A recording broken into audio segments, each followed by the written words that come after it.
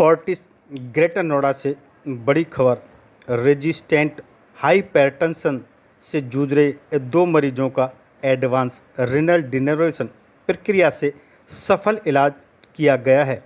डॉक्टरों के मुताबिक यह नई तकनीकी उन मरीजों के लिए राहत बन रही है जिनका ब्लड प्रेशर दवाओं से भी कंट्रोल नहीं हो रहा था। प्रेस कॉन्फ्रेंस में फैसिलिटी डायरेक्टर सिद्धार्थ निगम और consultant cardiologist doctor Harneesh Singh Bhatia और मरीज फैजान अहमद ने प्रभावी उपचार के बारे में क्या जानकारी साझा की गई, आइए जो ये हमारा केस है तो सबसे पहले तो ये है क्योंकि ये वर्ल्ड हाइपरटेंशन डे के दौरान हो रहा है, तो दैट्स वाई इसकी जो इम्पोर्टेंस है वो बहुत बढ़ जाती है। सो ये कोई आम बात नहीं है कि लोगों को बीपी की शिकायत रहती है, ठीक है ना। बट ये भी एक आम बात नहीं है कि बीपी जो कि दवाइयों से भी कंट्रोल नहीं हो रहा। हमारे पास में आज जो हम दो केसेस डिस्कस कर रहे हैं जिसमें दोनों अलग अलग एज ब्रैकेट के लोग हैं, एक 68 ईयर्स के हैं और एक 39 ईयर्स के हैं। सो इन दोनों ही केसेस में जो हमने पाया वो यही था कि बीपी की 6 मेडिसिन चल रही थी और उनका बीपी नीचे आने का नाम नहीं ले रहा था। सो ऐसे केसेस में ये जो हमने जो प्रोसीजर किया है, it's a very rare procedure. पूरे इंडिया में अगर मैं बोलूँ तो मुझे नहीं लगता कि 150 से ज़्यादा ये प्रोसीजर्स आज तक हुए हैं, क्योंकि इसमें एक स्पेशल उसकी टेक्निक की ज़रूरत होती है और उसके लिए स्पेशलाइजेशन बहुत इंपॉर्टेंट है। अगेन जिस हमने लास्ट टाइम भी बात करी थी कि that it can not be done at every other centre because it needs a lot of specialisation.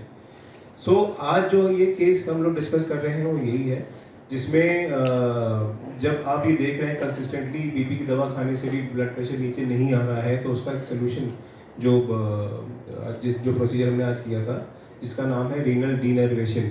सो इसमें जो सर ने आइडेंटिफाई किया इस केस में कि यही होता है कि जैसे आपके जो किडनी है, किडनी के आसपास की जो नर्व्स, जो आपकी नर्व्स होती हैं, वो कुछ नर्व्स अगर आपकी उसमें ओवर एक्टिव होती हैं तो आप बीपी की कितनी भी दवाइयाँ खा लीजिए, अगर वो ओवर एक्टिव नर्व्स है तो आपको बीपी नीचे नहीं आने देती है।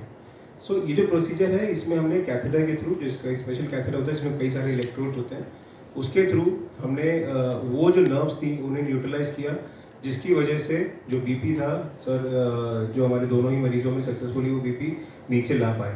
इसका एक एडवांटेज और भी है कि इसमें देयर इज़ ज़ीरो, अभी आज की डेट में अगर आप बोलो कि कोई इम्प्लांट लगा है या कोई स्टेंट लगा है तो कुछ भी नहीं है। तो फुटप्रिंट जो है वो एक्सटर्नल फुटप्रिंट कुछ भी नहीं है दोनों ही मरीजों के केस में, और हम सक्सेसफुली ये चीज़ ट्रीट कर पाए, जो कि आने वाले समय में हो सकता है कि कहीं कोई गंभीर समस्या ले लेता, जैसे स्ट्रोक हो गया, कार्डियक अरेस्ट हो गया, किडनी के प्रॉब्लम्स हो गए। तो इसे हम आज सक्सेसफुली इन दोनों ही केसेस में हम परफॉर्म कर पाए। और अब मैं रिक्वेस्ट करूँगा जो हमारे सब्जेक्ट मैटर एक्सपर्ट हैं, हमारे intervention cardiologist doctor Harneesh Singh Bhatia, वो थोड़ा डिटेल में इसके बारे में बताएं। Thank you sir. Good afternoon आप सभी को। सबसे पहले आपका बहुत बहुत धन्यवाद यहाँ पे आने के लिए। तो हम सबसे पहले हम सब जानते हैं कि हम क्यों आज सब इकट्ठा हुए हैं। कुछ ही दिनों के बाद 4 दिनों के बाद 17 मई को वर्ल्ड हाइपरटेंशन डे है। वर्ल्ड हाइपरटेंशन डे इसलिए मनाया जाता है कि लोगों को अवगत कराया जा सके कि क्यों हाइपरटेंशन को कंट्रोल करना ज़रूरी है, उसको कैसे आइडेंटिफाई किया जाए कि आपको बीपी हो सकता है, क्या उसके वार्निंग सिम्टम्स होते हैं, क्या उसके वार्निंग साइंस होते हैं, हाइपरटेंशन से रिलेटेड क्या कॉम्प्लिकेशंस आपकी बॉडी में हो सकती हैं और कैसे उन कॉम्प्लिकेशन से हमें बचा जा सकता है। ठीक है, तो इसी को मद्देनज़र रखते हुए हम स्टार्टिंग से बात करेंगे और जो हम एक प्रोसीजर के बारे में स्पेशल अटेंशन देना चाहते हैं उसके बारे में हम अंत में बात करेंगे। तो हाइपरटेंशन की बात की जाए तो हाइपरटेंशन एक बहुत ही ग्रोइंग प्रॉब्लम है हमारे देश में।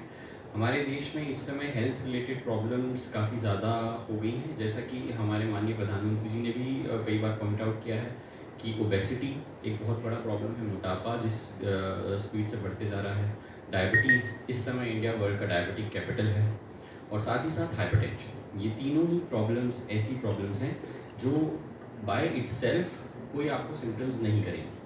आपको मोटापा होगा तो आपको कोई सिम्टम्स नहीं होगा उससे, कोई चेस्ट पेन, कोई सांस लेने की दिक्कत नहीं हो सकती। आपको शुगर से भी कुछ नहीं होगा, आपको बीपी से भी कुछ नहीं होगा। 90% बीपी के मरीज़ ऐसे होते हैं जिनको कोई सिम्टम्स नहीं होते। अगर उनका बीपी 170-180 भी पहुंच जाए तो भी वो एसिम्प्टोमेटिक रहते हैं, उन्हें कोई दिक्कत महसूस नहीं होती। और यही सबसे बड़ा कारण है कि बीपी को पहचानना मुश्किल है, क्योंकि वो सिम्टम्स नहीं। किसी को हार्ट अटैक हो जाएगा तो उसको तो दर्द होगा सीने में, वो खुद ही अपने आप आपके हॉस्पिटल आ जाएगा। लेकिन बीपी एक ऐसी चीज़ है, पेशेंट बीपी 170, 180, 200 भी लेके घूमता रहेगा अपनी लाइफ में, लेकिन उसको पता ही नहीं होगा कि अनलेस वो खुद चेक कराया जाके, ठीक है। इसीलिए बीपी को साइलेंट किलर भी कहा जाता है। साइलेंट किलर इसलिए कि क्योंकि वो साइलेंट है, वो कोई सिम्टम्स नहीं देता। अनलेस कि बहुत ही ज़्यादा एडवांस हो जाए तब जाके हेडेक, गिडीनेस, ये सब चीज़ें हो सकती हैं, लेकिन ज़्यादातर केसेस में वो साइलेंट है। और किलर इसलिए कि अगर उसको कंट्रोल ना किया जाए सही टाइम पे, तो वो आपके बॉडी के लगभग हर एक अंग को धीरे धीरे धीरे धीरे अफेक्ट करते रहेगा। स्टार्टिंग होती है हार्ट से। हार्ट में हार्ट अटैक हो सकता है, हार्ट की नसों में ब्लॉकेज की वजह से। हार्ट फेलियर हो सकता है, हार्ट की पंपिंग कम होने की वजह से। किडनी फेलियर हो सकता है, आपकी आँखों की दृष्टि जा सकती है। बॉडी की जितनी आर्टरीज़ हैं उन सभी आर्टरीज़ में थिकनेस आ सकती है, रिजिड हो सकती हैं, वो फ्लेक्सिबिलिटी लूज़ कर सकती हैं। और धीरे धीरे आपकी पैर की आर्टरीज़, आपकी ब्रेन की आर्टरीज़, आपको स्ट्रोक भी हो सकता है। ये सब कॉम्प्लिकेशंस बीपी से हो सकते हैं अगर उसको सही टाइम पे आइडेंटिफाई ना किया जाए तो इस वजह से बीपी को आइडेंटिफाई करना बहुत ज़रूरी है। पहले के समय में ये माना जाता था कि बीपी सिर्फ 50-60 साल के उम्र के ज़्यादा आगे बाद में ही होगा। लेकिन जिस हिसाब से अर्बनाइजेशन आया है, जिस हिसाब से सेडेंटरी लाइफस्टाइल आई है, कंप्यूटर के सामने बैठ के काम करना, डेस्क पे बैठ के काम करना, फिज़िकल एक्टिविटी काफ़ी हद तक कम हो गई है, इमोशनल स्ट्रेस बहुत ज़्यादा हो गया है, और इसी के साथ साथ लैक ऑफ स्लीप होना, साथ ही साथ बाकी की भी चीज़ें जैसे कि ओबेसिटी, मेटाबॉलिक सिंड्रोम, डायबिटीज़, ये सब भी कंट्रीब्यूट कर रही हैं यंगर एज में बीपी के प्रेवलेंस होने में। आज हम हमारी ओपीडी में देखते हैं बहुत कॉमनली कि लोग जो अपने 20s या 30s में हैं वो भी ब्लड प्रेशर के शिकार हो रहे हैं, जबकि ब्लड प्रेशर पिछले कुछ दिनों में हमने सबने विटनेस किया है कि हमने कार्डियोलॉजी में काफ़ी एडवांस प्रोसीजर्स किए हैं इस हॉस्पिटल में, और आज भी जो हमारा ये केस हम जो डिस्कस कर रहे हैं ये उसी दिशा में हमारा एक अगला कदम है। हाइपरटेंशन, जो हम लोग अभी हाइपरटेंशन डे भी मनाएंगे 17 तारीख को, जो कि एक बहुत ही आम प्रॉब्लम है आज की डेट में। मतलब India is about to become the hypertension capital. So कुछ केसेस में ऐसा देखा जाता है कि जहाँ पर लगातार दवाइयाँ खा के, जैसे अब आज भी हम 2 केसेस के डिस्कशन कर रहे हैं जहाँ पे 2 अलग अलग एज ब्रैकेट के लोग हैं हमारे पास में, एक 69 ईयर्स का है, एक 38 ईयर्स के हैं।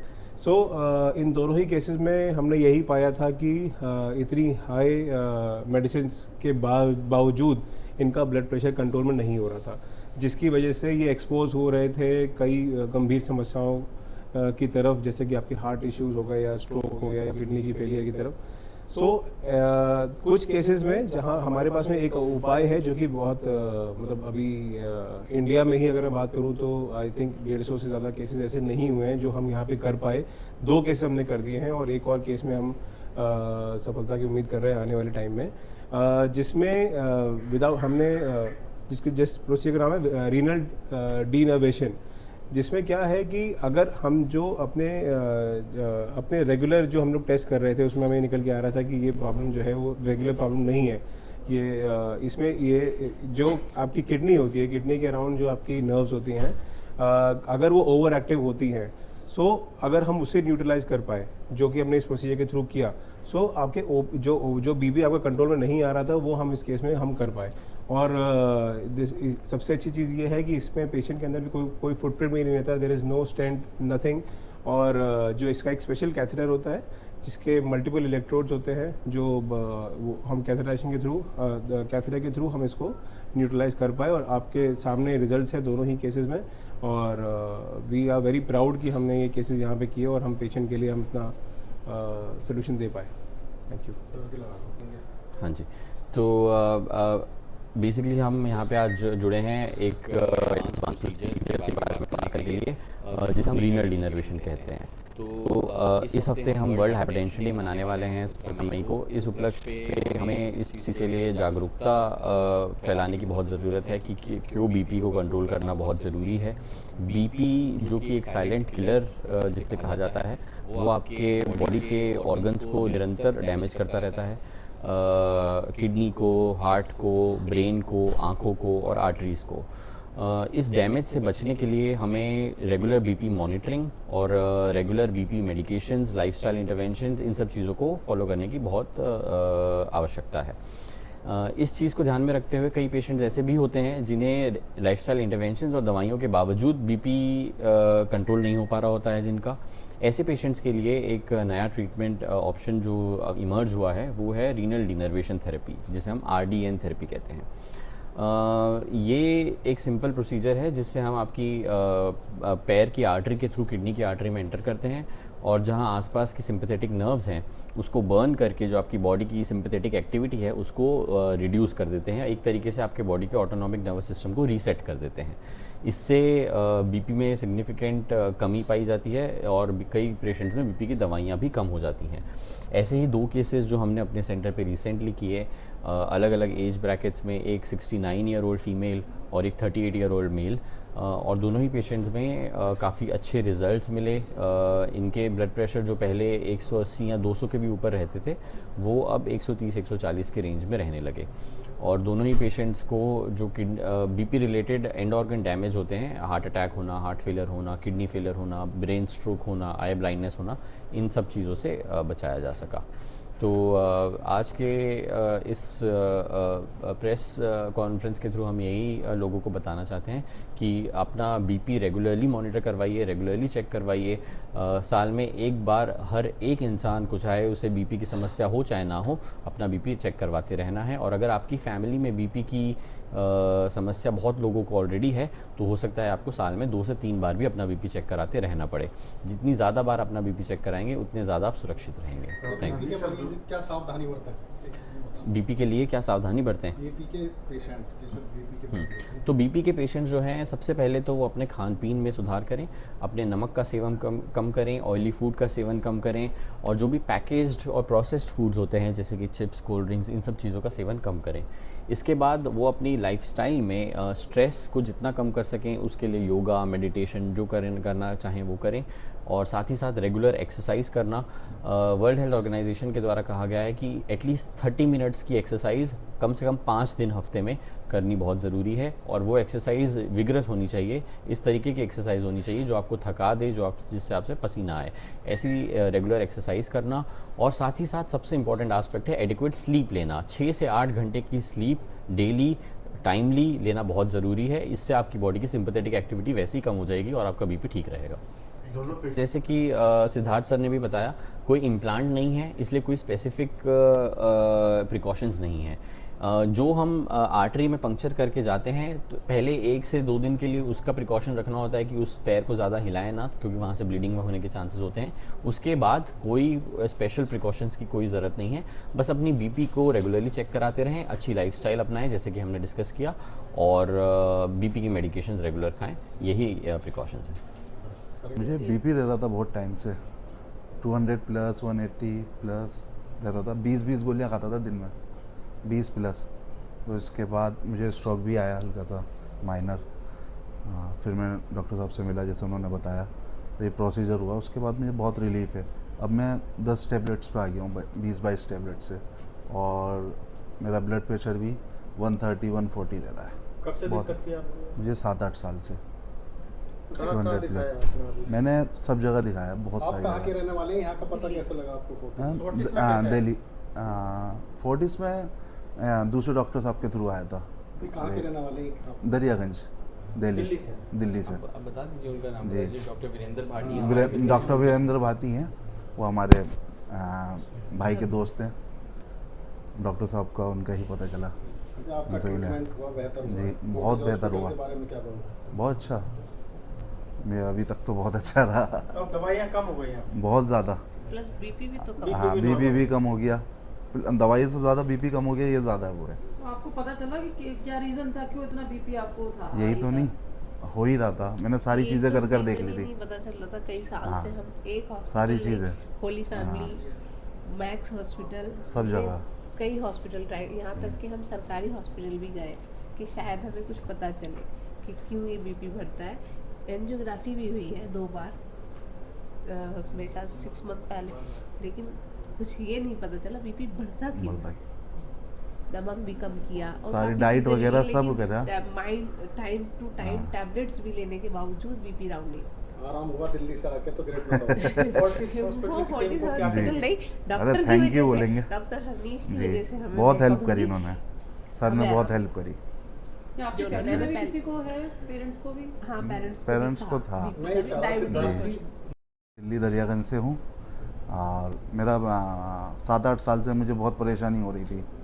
बीपी 200 प्लस रहता था, 20-22 टेबलेट्स खाता था पूरे दिन में, हर थोड़ी थोड़ी देर में टेबलेट्स होती थी, हर 3-4 घंटे में, और कई जगह दिखाया पर मुझे आराम नहीं मिला। एक बार स्ट्रोक भी आया मुझे। फिर हमारे मित्र हैं हमारे डॉक्टर साहब, डॉक्टर वीरेंद्र भाटी, उनसे डॉक्टर साहब को पता चला, डॉक्टर साहब के पास आए, डॉक्टर हनीश सर के पास। उन्होंने आरडीएन करा, हमारा ट्रीटमेंट दिया, अब उससे मुझे बहुत आराम है और टेबलेट्स भी मेरी आधी से भी कम हो गई हैं। फोर्टिस हॉस्पिटल के बारे में क्या कहोगे?